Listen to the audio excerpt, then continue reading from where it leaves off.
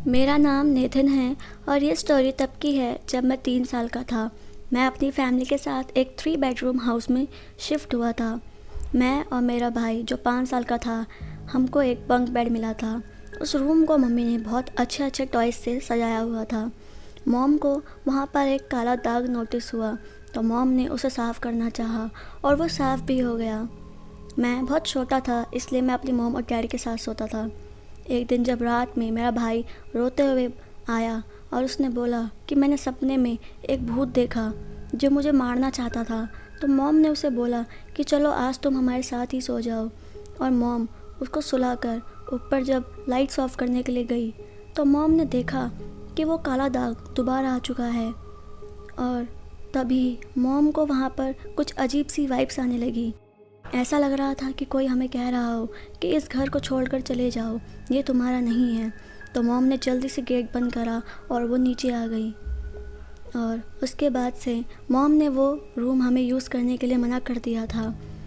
और तभी अचानक से हमें उस दिन के बाद किसी की चलने की आवाज़ें आने लगी। ऐसा लगता था कि कोई रूम वो यूज़ कर रहा हो। और इस चीज़ को फ़नी वे में लेकर मैंने बोला कि शायद ऊपर कोई भूत रहता है। और अगले दिन जब मेरी फ्रेंड हमारे घर आई थी तो मैं और मेरी फ्रेंड हम लोग ज़िद करने लगे कि हमें उस रूम में जाकर खेलना है। हमारी मॉम ने काफ़ी मना किया पर हम लोग बिल्कुल नहीं माने। तो हमारी मॉम ने वहाँ पर उस काले दाग को साफ़ करने की कोशिश करी पर वो काला दाग बिल्कुल भी साफ़ नहीं हुआ। तो मॉम ने उसके ऊपर कारपेट रख दिया और मुझे कहा कि जाओ तुम अब खेल सकते हो। और ये कहकर जब मॉम वापस अपने काम के लिए जा रही थी तभी मॉम को मेरे चिल्लाने की आवाज़ आई और मेरी मॉम भागते हुए रूम में वापस पहुंची। तो मॉम ने देखा कि मेरा शरीर पूरा उल्टा पड़ा हुआ है। ऐसा लग रहा था किसी ने मुझे अपने वश में कर लिया हो। मैं दर्द के मारे चिल्लाने लगा। मेरे मॉम और डैड मुझे हॉस्पिटल ले जाने के लिए जब गाड़ी में ले जा रहे थे तो मैं बहुत ज़्यादा ही रो रहा था। मुझे बहुत ज़्यादा दर्द हो रहा था। मैं दर्द की वजह से पागलों की तरह चिल्ला रहा था। मेरी मॉम बहुत ज़्यादा ही टेंशन में आ चुकी थी। और तभी अचानक मैं एकदम से ठीक हो गया। ऐसा लग रहा था कि जैसे कुछ हुआ ही ना हो। जो दर्द मुझे पहले महसूस हो रहा था वो अब बिल्कुल गायब हो चुका था। मेरे मॉम और डैड कन्फ्यूज़ हो गए कि ये क्या हुआ। और उसके बाद से हमें रोज़ किसी ना किसी की चलने की आवाज़ या परछाइयाँ दिखाई देती थी। और वो परछाइयाँ दिखने के बाद सिर्फ 2 सेकंड रहती थी और वापस उस रूम में जाकर एक काले दाग की तरह छुप जाती थी। एक दिन जब मेरी मॉम रसोई में बर्तन धो रही थी और मैं वहीं पर बैठकर अपने टॉयज़ के साथ खेल रहा था और तभी मेरे पीछे एक परछाई आ गई। तो मैंने पीछे मुड़कर देखा तो वो मेरा सबसे बड़ा भाई मैक था जो 17 साल का था। मैंने उसको देखकर बोला हाय मैक।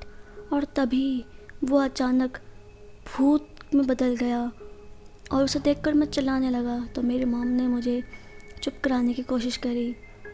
और उसके बाद जब मैं अपने बड़े भाई जस्टिन के साथ खेल रहा था तो मेरा भाई भागते हुए उस रूम से दूसरे रूम में जा रहा था। तो मैं उसके पीछे पीछे जब जाने लगा तभी मुझे कुछ अजीब सी परछाई दिखी। वो परछाई के बड़े बड़े दांत थे जो मेरे को देखकर कह रहे थे कि मैं तुम्हें खा जाऊंगा। उसको देखकर मैं फिर रोने लगा और फिर रोते रोते मैं अपनी मॉम के पास गया और उन्हें सब कुछ बताया। तो मॉम ने मुझे चुप कराया और उसके बाद वो इस घर के ओनर से मिलने के लिए गई। और उन्होंने जब ओनर को सब कुछ बताया तो ओनर ने कहा कि उस रूम में पहले एक हस्बैंड और वाइफ रहते थे। उनके हस्बैंड का नाम हैरी था जो कि कैंसर से पीड़ित थे।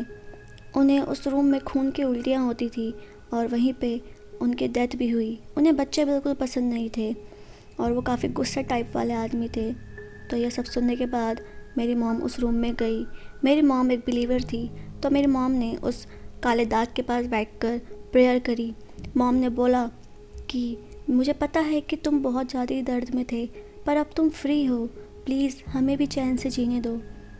और उनके प्रेयर के बाद वहाँ पर सब चीज़ नॉर्मल हो गया। हमें किसी की चलने की आवाज़ें नहीं आई, ना ही किसी की परछाइयाँ दिखी। पर हमें तब भी अनकंफर्टेबल फील हुआ तो हम 1 साल बाद कहीं और शिफ्ट हो गए और ये स्टोरी वहीं पर ख़त्म हो गई।